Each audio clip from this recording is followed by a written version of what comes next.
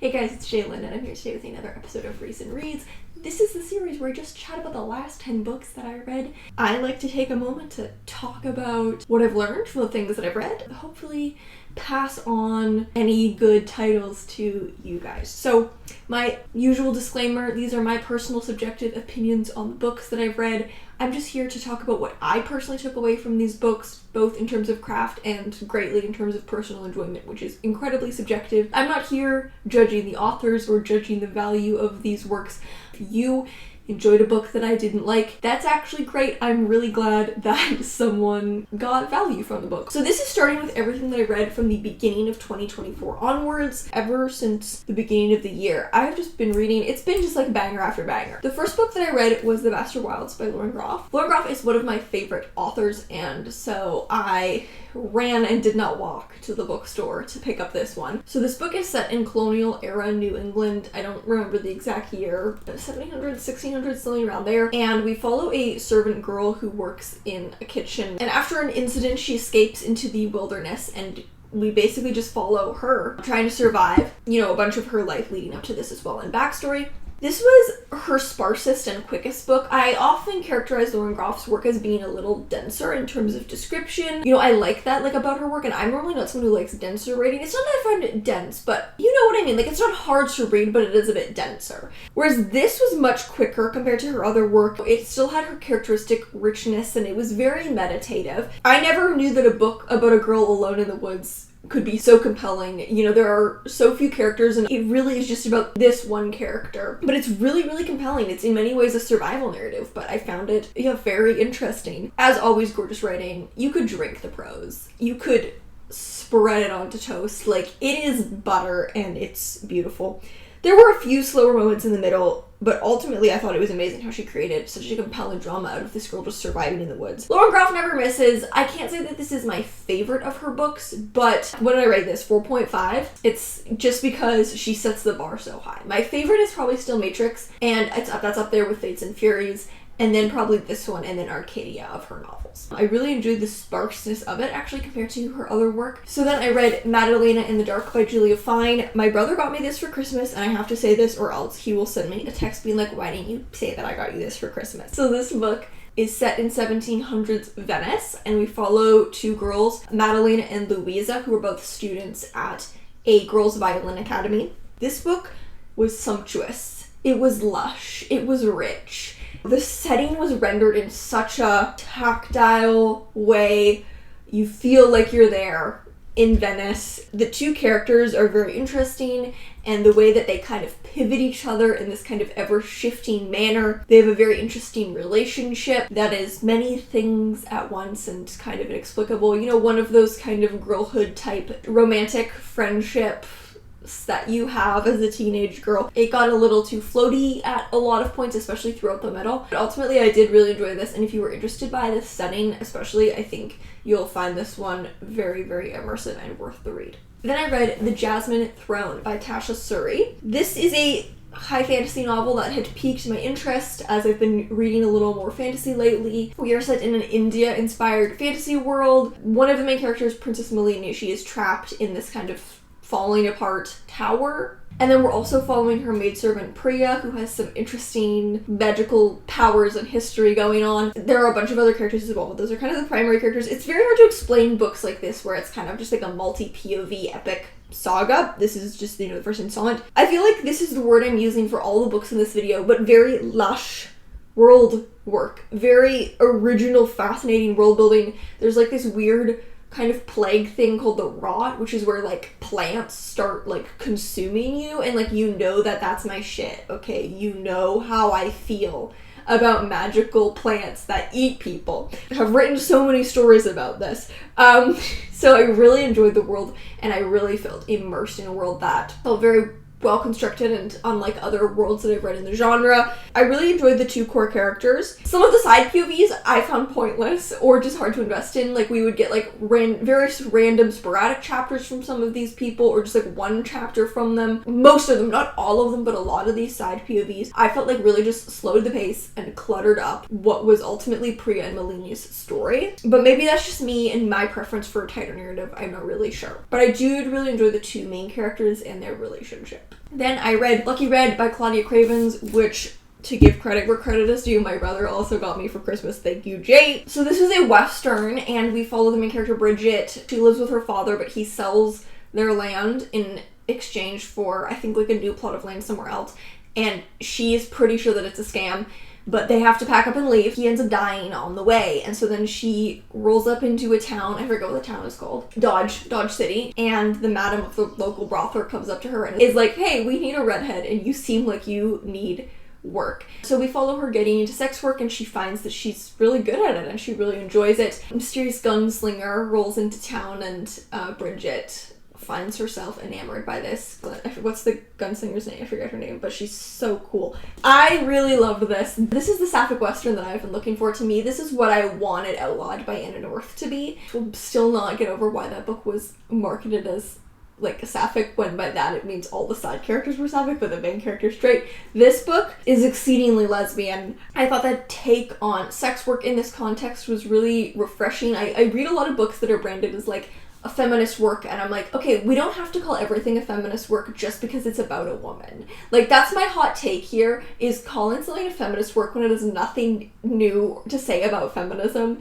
Like, it just feels like marketing, and I see this with so many books where I read it and I'm like, this wasn't feminist, like, it was just about a woman. This actually, I thought, was a genuinely compelling feminist take on a Western, a really interesting take on a lesbian sex worker main character. Really quick but rich pace. Like, it feels very rich, vivid relationships, unputdownable writing. I think this is the most I've been like really like I can't stop turning the pages of the book in a long time. Cinematic, readable, but like it's also visceral and living and vivid. I really enjoyed this. I thought it was equally fun and exciting as you would want from a Western, while also having really great character work, great like exploration of its topics and themes. Then I read Martyr by Kaveh Akbar. Kaveh Akbar is one of my favorite poets. Him dropping a novel, that's my Roman Empire, frankly. Like, you guys know that my favorite genre is novels written by poets. I don't know what it is about poets. They're doing novels better than novelists. Every time a poet drops some prose, I know it's going to be delicious and incredible. So this book follows the main character, Cyrus, and he is a recovering addict, kind of becomes obsessed with this idea of martyrdom and making his death mean something. It's about him, but it's also ends up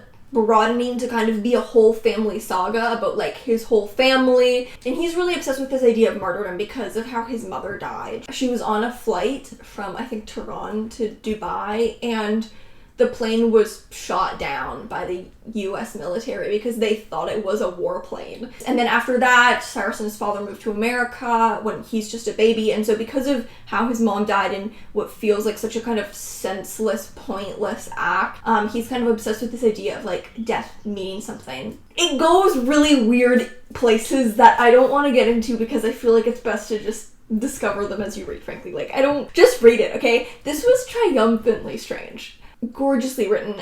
Every single sentence is perfect. It's like every sentence is sharp and clever and true and honest and devastating. It's weirdly funny. Like, I've never felt so simultaneously humored and devastated while reading something, I don't think. The characters live immediately on the page, all of them. I thought that this was a deeply personal epic. It is an epic, it is a family saga, but it is also deeply personal to all of the characters involved and the central character, Cyrus. But it's not your classic family saga. Like, it gets really strange. The ending kind of blew my mind. Yeah, just read it. Just read it, okay? Like, it's everything that I wanted and more from a Kaveh Akbar novel. One of the best books I've read in a really long time. Chef's kiss.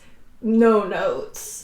I thought every sentence had its place here. Even for a book that's quite long and actually quite complex, like, I really flew through it because I just couldn't put it down. Like, this had me gripped. Then I read The First Bad Man by Miranda July, which I have been meaning to read for ages. I read her collection a really long time ago. I don't even know how to explain this book to you, frankly. The main character, Cheryl, is weird.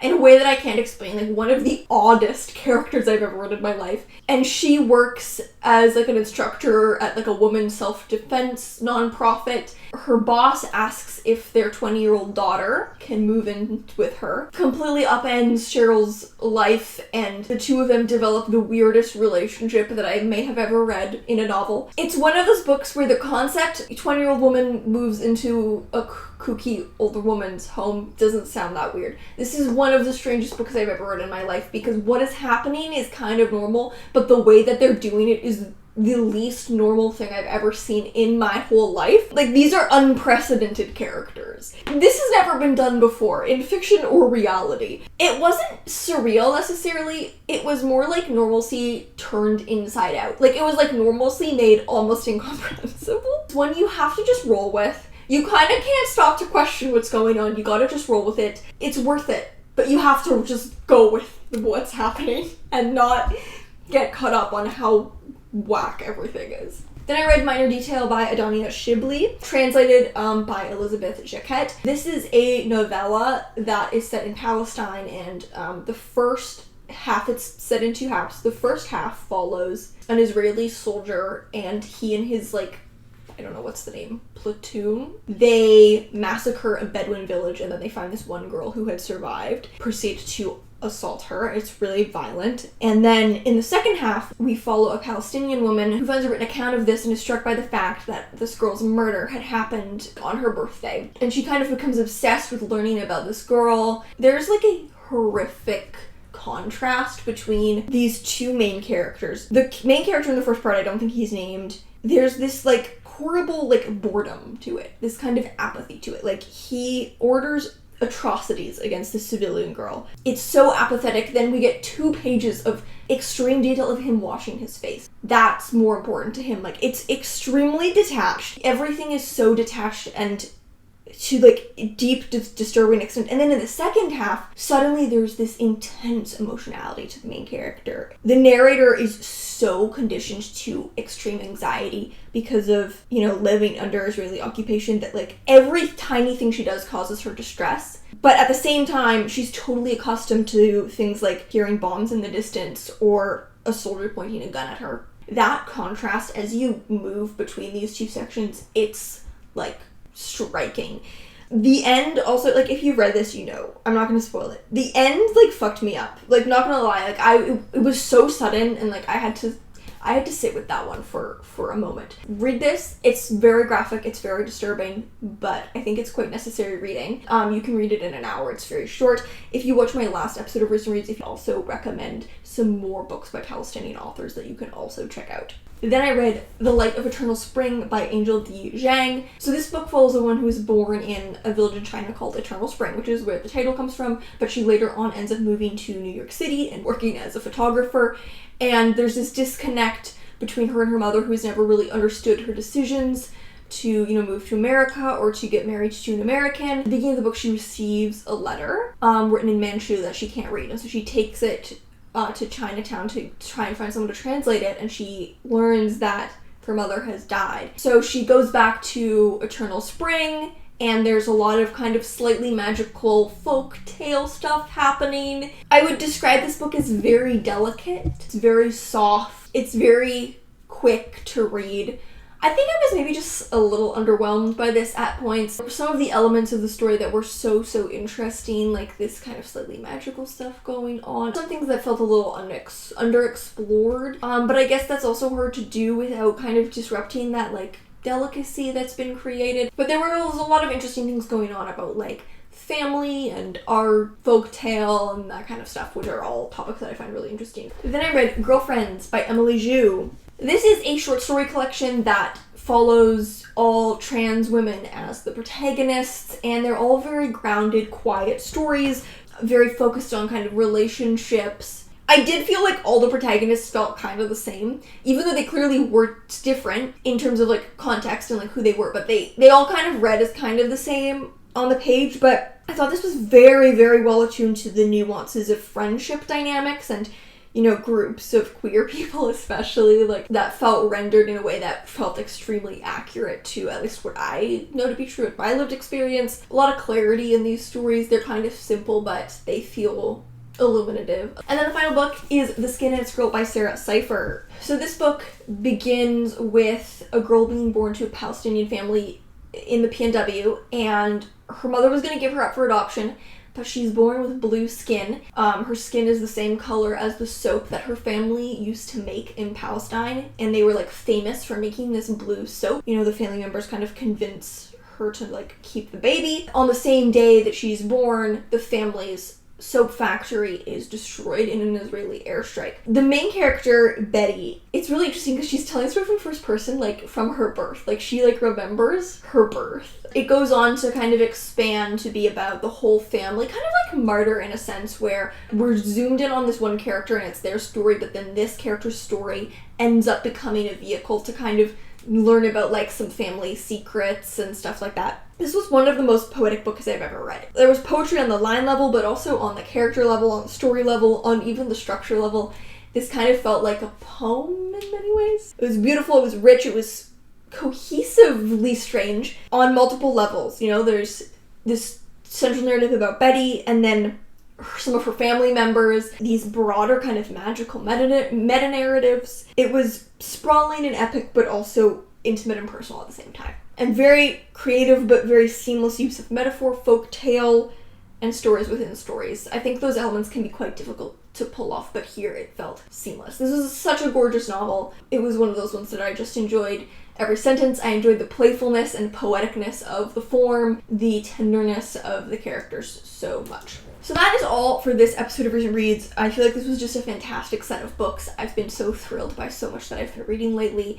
As always, please let me know what you've been reading lately, what you've been loving lately. Thank you so much for watching, and I'll see you in another video. Bye!